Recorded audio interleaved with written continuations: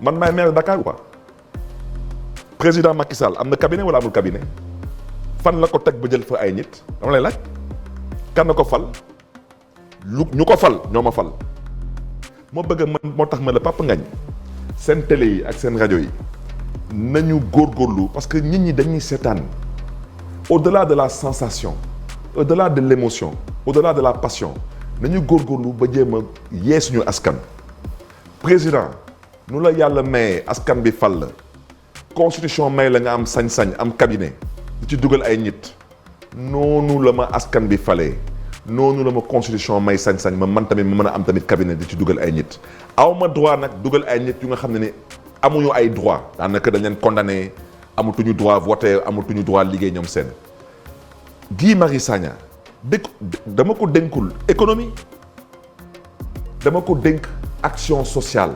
mu nekk un acteur de l'action sociale mais capitaine Touré dañ ko dénk sécurité te génne naa ko fii man ba may ñëw dama fekk ci cabinet bi benn jigéen bu nekkoon conseillère du maire de Dakar yoroon les questions de sécurité yoroon kaaraange kooku rek laa remplacé man créé wu ma poste bi à cause de ñoom ñu ne duñu fay ñëpp ñu nekk suñu cabinet duñu leen fay ñu ne maintenant man Barthélémy Dias maire de Dakar contrat yi dama leen nar a yóbbu inspection du travail pour ñu viser leen ma jël contrat yëpp yóbbu leen inspection du travail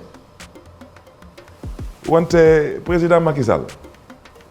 su nekkoon inspection du travail moo nar a validé te loolu su nekkoon la règle tey kii di directeur de cabinet du président de la République munu ko doon parce que dañu ne pour nga nekk directeur de cabinet du président da ngay nekk de la hiérarchie A kooku su ma juumulee sax entrée en sixième amu ko yàq la fi nekkee ak jéem a galgal gaañ yi moo tax mu nekk le directeur de cabinet du président de la République le président de la République génne le contrat de travail de son directeur de cabinet visé par l'inspection du travail mënul nekk parce que normalement ci benn république normale kooku mënul nekk le directeur de cabinet du chef de l'État ce n'est pas possible balaa may embaucher Guy Marius Sagna ak capitaine Touré ñu ma njëkkoon embauché suma biir cabinet mais dañ leen fay ils ont perçu déjà un salaire donc sur quelle base on les a payés ba ville de Dakar di exister ba tey musuñu laajte contrat de travail visé par l'inspection du travail man xam nga dañ ma ko laaj ma jël yëpp yóbbu inspection du travail toog leen di seetaan munu leen génne argument pour wax lu tax mënuma embaucher capitaine Touré à ce poste mënu leen génne argument pour wax lu tax noonu ma embaucher Guy Marius Sagna à ce poste mais je veux que les choses soient claires xam nga lu tax ma leen la confrontation elle est inévitable tey le conseil municipal de Dakar gis nga Pape xaw ma ñaata ngeen di fayeeku fii Pape mairie de Dakar ñu fay liggéey dañu sonn la mairie de Dakar c'est 1700 agents mairie de Dakar pour nga am salaire buy dépasser 200 000 francs CFA di nga jël master 2 teg ko ci kaw table bi mairie de Dakar ñi ay 120 000 ay 130 000 ak yu ñàkk fayda yooyu dañuy fayeeku te ñeen nañu ne am nañ sax ay licence ak ay master 1 conseil municipal ne wax dëgg yàlla lii jaaduwul mais comme amuñu yoon pour yokk seen salaire ñun waa conseil municipal bu ville de Dakar ñoo décidé pour tabaski bii képp kuy agent ville de Dakar waxuñu ci budget état du Sénégal dañu ne si suñu budget ñun mairie de Dakar dañu fas yéene képp kuy agent dañ lay yokkal 100 000 francs ndax nga mën a ànd ak sa njaboot ngeen tabaski. secours yi mairie Dakar mi ngi waaj a joxe lu toll ci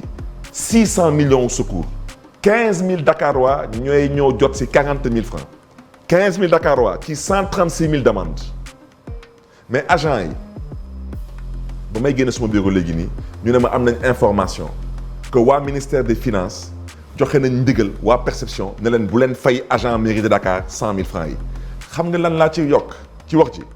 nee naa na ngeen woo syndicalistes yi ne leen maire de Dakar nee na pesum kanam borom a koy fajal boppam man lenn rek laa mën a am mooy yéene ci yéen xeex bi nag na ngeen ko xeexal seen bopp te nag président maa ngi koy yéegal tamit mairie de Dakar lu ko séparé ak palais de la République 600 mètres la ba 700 mètres mairie de Dakar lu ko séparé ak préfecture c'est quelques centaines de mètres c'est 1700 employés et leurs familles que vous êtes en train de défier c'est pas Barthélémy Dias mais loolu ban xeetu yebel la du sa xaalis du sa budget ñu moom suñu yëf du maire moo décidé conseil municipal suñu assemblée nationale Macky Sall excusez-moi président Macky Sall bu muy dem Grand Théâtre di fa joxe 43 milliards ban assemblée nationale moo ko voté ce n'est pas au-delà de démembrement on est dans le cadre de la libre administration Pape am na lu ndaw lu ñu xam ak lu ñu jàng ci man je suis maire depuis 12 ans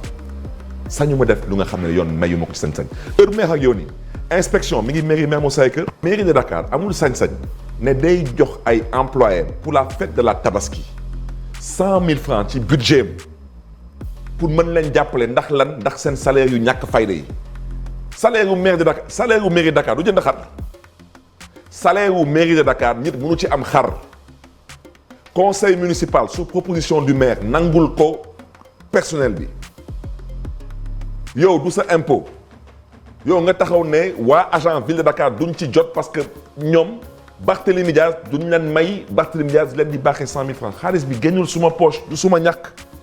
du ndono bu jógee ci suma ay wóyur du suma moomeel dama koy baaxee ay agent pour mën leen motiver ñu gën a liggéey ñu xam ne ni que ñun ak ñoom ñoo bokk liggéey bi ñu gën ci góorgóorlu mais ñu leen di ko xañ ndax lan ndax Barthélémy Diaz man Barthélémy Diaz man du ma jullit man tabaskiwuma te nag au passage tamit bu leen fàtte suma poju xar mais dama bëggoon expliquer que ce n'est pas sérieux ce n'est pas normal. yëral waay yëral xam nañu jotali yëral